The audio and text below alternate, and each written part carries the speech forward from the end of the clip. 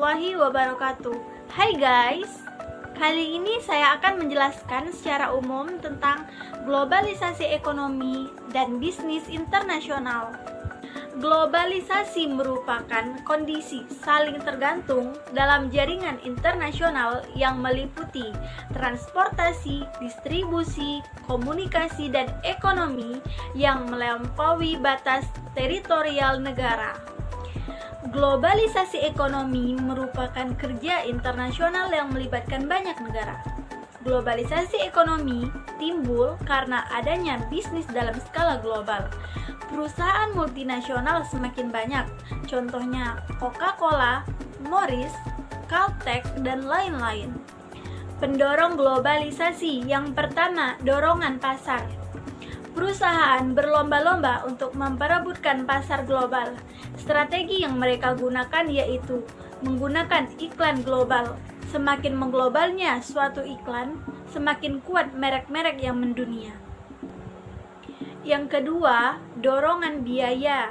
Yang ketiga, dorongan pemerintah. Yang keempat, dorongan persaingan.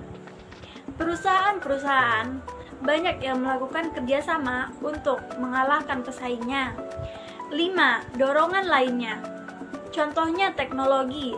Semakin berkembangnya teknologi, semakin canggihnya alat-alat teknologi tersebut, pebisnis dapat melakukan kegiatan tanpa tatap muka. Contohnya rapat secara online menggunakan teknologi yang ada. Faktor-faktor teknologi. Yang pertama, kedekatan. Semakin majunya teknologi membuat dunia semakin mengecil. Pebisnis bisa mengambil keputusan menggunakan teknologi yang ada secara tepat dan real time. Kedua, lokasi. Yang ketiga, sikap. Globalisasi dan daya saing. Strategi bersaing diperlukan dalam bisnis. 2. Keunggulan dalam bersaing. Yang pertama, keunggulan biaya. Perusahaan memproduksi produk yang paling murah. Dan yang kedua, keunggulan diferensiasi, yaitu perusahaan yang menciptakan produk yang berbeda. Sikap manajer internasional. Yang pertama, ethnocentric manager, yaitu manajer yang berpikir bahwa budaya negara asalnya lebih baik dari budaya negara mitra.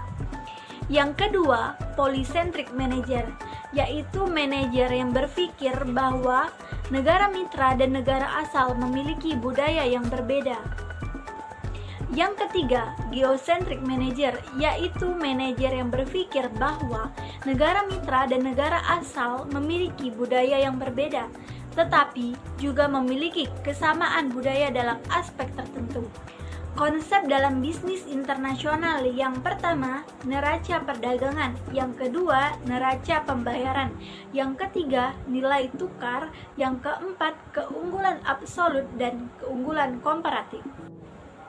Keuntungan bisnis dalam go internasional. Yang pertama, potensi profit.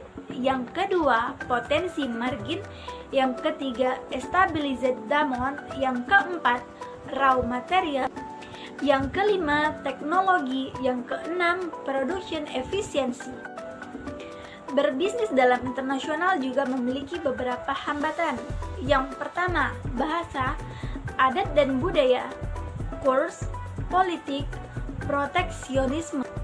Lembaga-lembaga internasional yang berhubungan dengan dunia bisnis ada the World Bank, IMF, GATT, dan WTO.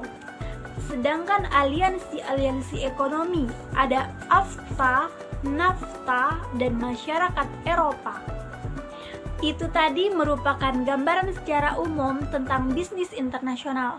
Sampai jumpa lagi pada video saya selanjutnya. Assalamualaikum warahmatullahi wabarakatuh.